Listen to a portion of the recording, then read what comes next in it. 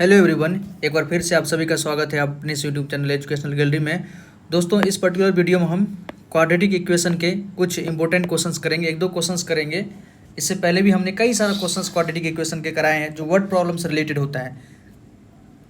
वो सारे question PYQ में पूछे गए हैं और एक बार देखिएगा कि एक पैटर्न फॉलो हो रहा है, कुछ न कुछ क्वेश्चन उसी प्रकार का प्रत्येक साल आ रहा है और इस बार भी आने की संभावना है। तो उसी से रिलेटेड हम कुछ और क्वेश्चन यहाँ पर आपको सॉल्व करेंगे क्वाड्रेटिक इक्वेशंस के। आप बने रहें, क्वेश्चंस को अच्छे से सीखिए ताकि एग्जाम में आए तो आप इस क्वेश्चन को अच्छे से सॉल्व कर पाइएगा।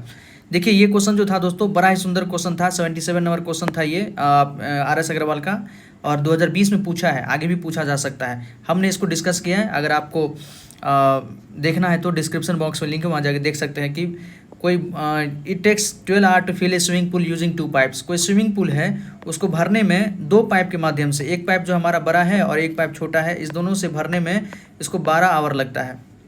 If the pipe of larger diameter is use for 4 hour and the pipe of small diameter use for 9 hour, only the half the pool can be filled. कह रहा है कि ये फील्ड है कि जो बड़ा डायमीटर है उसको 4 घंटे और जो छोटे डायमीटर वाला पाइप है उसको 9 घंटे तक चलाया गया, तो अभी तक जो हमारा स्विमिंग पूल है आधा ही भरा है। तो how long would it take for each pipe to fill the pool separately. अगर अकेले अकेले एक एक पाइप से हम भरना चाहें तो कितना टाइम लगेगा। इस क्वेश्चन को हम अच्छे से दोस्तों सॉल्व कर चुके हैं।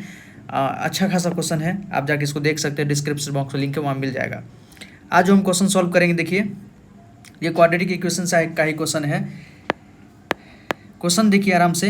इफ द क्वाड्रेटिक इक्वेशन, ये क्वाड्रेटिक इक्वेशन दिया हुआ है। क्वाड्रेटिक इक्वेशन क्या था? ax² plus bx plus c। अगर कोई इस इक्वेशन को फॉलो करता है तो हमारा क्वाड्रेटिक इक्वेशन होता है। यहाँ भी देखिए x² है, उसके कोफिशिएंट में ये जो भी वैल्यू है हमारा a होगा। यहाँ देखिए x है, इसके कोफिशिएंट में जो भी वैल्यू है हमारा b होगा और जो बच गया वो क्या हमारा था, c होता है। ठीक है, तो अगर कोई क्वाड्रेटिक इक्वेशन है और इक्वल टू अगर हम 0 लगा देते हैं तो हमारा क्वाड्रेटिक इक्वेशन होता है। वैसे तो ये पोलिनोमियल है, बायनोमियल पोलिनोमियल है, लेकिन अगर 0 लग जाता है तो हमारा क्वाड्रेटिक इक्वेशन हो जाता है। कह रहा है कि इस quadratic equation has equal roots, कि इस क्वाड्रेटिक इक्वेशन का रूट्स इक्वल है। आपने रूट्स निकाला, रूट्स क्या होता है? अल्फा और बीटा। अल्फा बीटा जो आप x निकालते हैं ना लास्ट में, ये जो x का वैल्यू आता है 2 आएगा। x² है तो मैक्सिमम 2 वैल्यू आएगा, x³ है तो मैक्सिमम 3 वैल्यू आएगा, x³ है तो मैक्सिमम 3 वैल्यू आएगा और अकेला x है तो ठीक है, कोई अगर मैक्सिमम पावर 1 है तो 1 वैल्यू आता है। तो x² है तो मैक्सिमम 2 रूट आएगा, मतलब 2 वैल्यू आएगा, उसी को रूट कहते हैं यहाँ पर। तो हमको यहाँ प्रूव करना है कि c² जो है a² इंटू 1 प्लस m² के इक्वल होगा।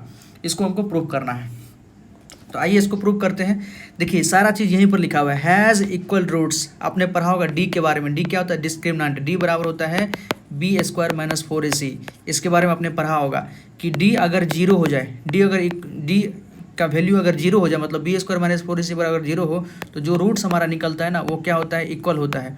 वो रूट्स हमारा इक्वल होता है और रियल होता है। मतलब 2 जो रूट निकलेगा, x बराबर 5/2, x बराबर 1, x बराबर 6, जो भी निकलेगा वो इक्वल होगा। मतलब एक ही रूट्स निकलेगा लेकिन वैल्यू उसका 2 होगा। मतलब x बराबर 5 होगा तो दूसरा x बराबर अल्फा बराबर 5 होगा तो बीटा बराबर 5 होगा। मतलब 2 वैल्यू निकलेगा, दोनों समान वैल्यू निकलेगा अगर डी हमारा 0 हो। अगर डी ग्रेटर देन 0 होता है तो रूट्स हमारा रियल होता है और साथ साथ अनइक्वल होता है। मतलब अल्फा और बीटा का जो वैल्यू होता है वो अलग अलग होता है। और डी का वैल्यू अगर लेस देन 0 हो जाए तो हमारा इरेशनल, मतलब वो रूट कभी रियल होता ही नहीं है, अनरियल रूट हो जाता है। तो इसका तो हम बात ही नहीं करेंगे। तो ये हमारे पास क्या रहा है कि हैज़ इक्वल रूट्स, मतलब आपको डी इक्वल टू 0 कर देना है। बस डी का वैल्यू यहाँ पर निकालिए, जो भी होगा b² माइनस 4ac बराबर 0 करके देखिएगा, आपको ये प्रूफ हो जाएगा। आइए इस क्वेश्चन को सॉल्व करते हैं दोस्तों नेक्स्ट पेज में। इस पेज में हम आपको ये क्वेश्चन सॉल्व करके दिखा देते हैं। पहले तो क्वेश्चन लिख लेते हैं कि है क्या क्वेश्चन, ऑलराइट, ताकि चीज़ें हमको अच्छे से पता चल जाए। देखिए क्वेश्चन है 1 plus m² into x²। 1 plus m² into x², इसको हम अभी लिखते हैं 1 प्लस m² इंटू x²। एक मिनट, पेन का साइज बड़ा हो गया है। 1 plus m² into x² plus 2mcx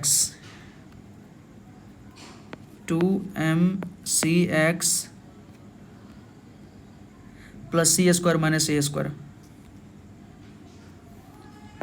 plus c² minus a² equal to 0 है।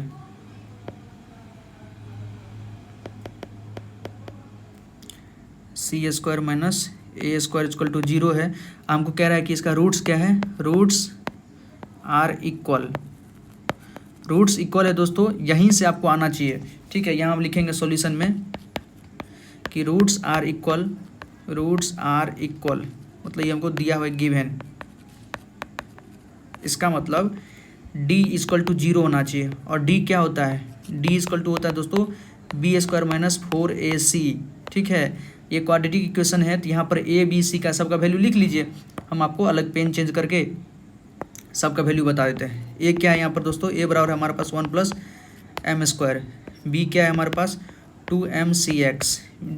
2mc होगा। ठीक है, x का कोएफिशिएंट हमारा b होता है और x² का कोएफिशिएंट हमारा a होता है।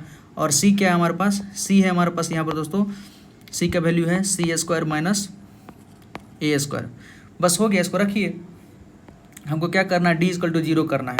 देखिए d equal to 0 means b² minus 4ac equal to हमको 0 करना है। b² का वैल्यू क्या है दोस्तों, b का वैल्यू देखिए, b का वैल्यू ये है, तो b का स्क्वायर करना मतलब 2mc का स्क्वायर कीजिए माइनस 4, a का वैल्यू कितना है, a का वैल्यू हमारे पास ये है इंटू 1 प्लस m²। c का वैल्यू क्या है, c का वैल्यू ये है हमारे पास c² माइनस a² बराबर 0, तो 0 कर देते हैं।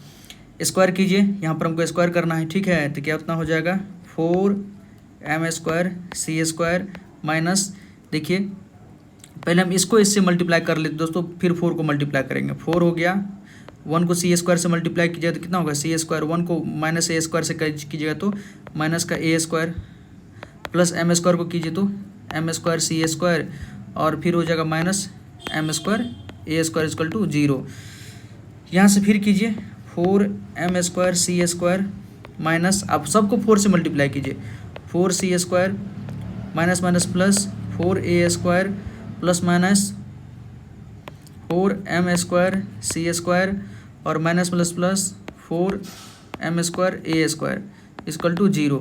ध्यान से देखिए दोस्तों, अगर कुछ आपको ध्यान से दिखे, ये क्या है 4m² c² है और ये क्या है 4m² c² है, ये माइनस में है और ये क्या है प्लस में है, तो ये दोनों आपस में कट जाएगा ना, प्लस माइनस माइनस कट जाएगा क्योंकि सेम वैल्यू है तो कट जाएगा। तो इस दोनों को हटाते हैं, देखिए ये और ये हमारा कट गया, तो क्या बचा माइनस का 4c² प्लस का 4a² प्लस का 4m² a² इक्वल टू 0। यहाँ से लिखिए, नेक्स्ट पेज में लिखिए क्या, ठीक है, माइनस का 4c² plus 4a² plus 4a² plus 4m² a², 4m² a² equal to 0। ठीक है, यहाँ आपको कुछ दिख रहा है कॉमन, क्या दिख रहा है दोस्तों, क्या करते हैं कि c² को उधर ले जाते हैं, c² को हम इधर ले जाते हैं 0 को साइड, तो क्या होगा ये हमारा पॉजिटिव में चला जाएगा, तो इधर बचेगा हमारा 4a² plus 4m² a² equal to 4c², 0 plus minus का तो ये प्लस हो जाएगा। यहाँ से देखिए 4 4 4 4 कॉमन होकर कट जाएगा सब जगह बराबर है, तो ठीक है, यहाँ से हमको क्या बचा a² plus m² a² equal to c²। यहाँ देखिए यहाँ भी a², यहाँ भी a² को कॉमन ले लीजिए, a² 1 प्लस क्या हो जाएगा m² इक्वल टू क्या होगा हमारा c²। देखिए यही हमको प्रूव करना था, आपको यही प्रूव करना था कि c² equal to a² into 1 plus m²।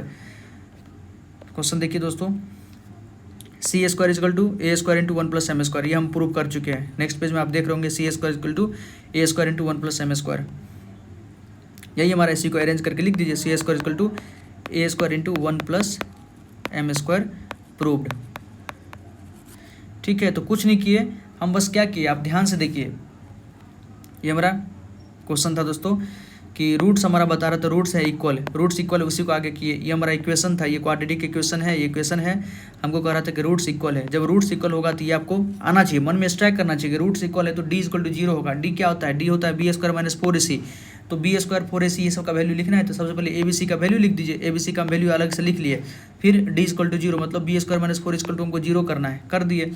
b² का वैल्यू क्या था, b का वैल्यू हमारे पास ये था, तो 2mc उसका स्क्वायर करना था, स्क्वायर कर दिए, माइनस का माइनस लगा दिए, 4 का 4 लगा दिए, a का वैल्यू कितना दिया, a का वैल्यू हमको 1 प्लस m² दिया है, 1 प्लस m² रख दिए, c का वैल्यू कितना दिया है, c का वैल्यू हमारे पास ये है c² माइनस a²। बस इसको फिर क्या किए हैं, दोनों को मल्टीप्लाई किए हैं, ये वैल्यू आया, उसको 4 से मल्टीप्लाई किए हैं, फिर ये वैल्यू आया है, ये और ये क्या हमारा इक्वल था, ये दोनों कट गया, बस अरेंज कर दिए हैं। यहाँ देखिए अरेंज कर दिए हैं, ये सी स्क्वायर को उधर ले गए, माइनस में था इधर आ गया प्लस में आ गया, तो हमारा कट गया। 4 से 4 कॉमन था ना, 4 कॉमन है सब में, तो कट दिए, फिर कॉमन ले लिए, फिर हमारा प्रूफ हो गया। तो ये आसान क्वेश्चन था, इसको बनाया जा सकता है। ऑलराइट, तो कमेंट सेक्शन में बताइएगा कि आपको वीडियो कैसा लगा। अच्छा लगा तो हमारे चैनल को सब्सक्राइब कीजिए, वीडियो को लाइक कीजिए। ठीक है, कोई क्वेरी हो तो कमेंट सेक्शन में बताइएगा। धन्यवाद दोस्तों।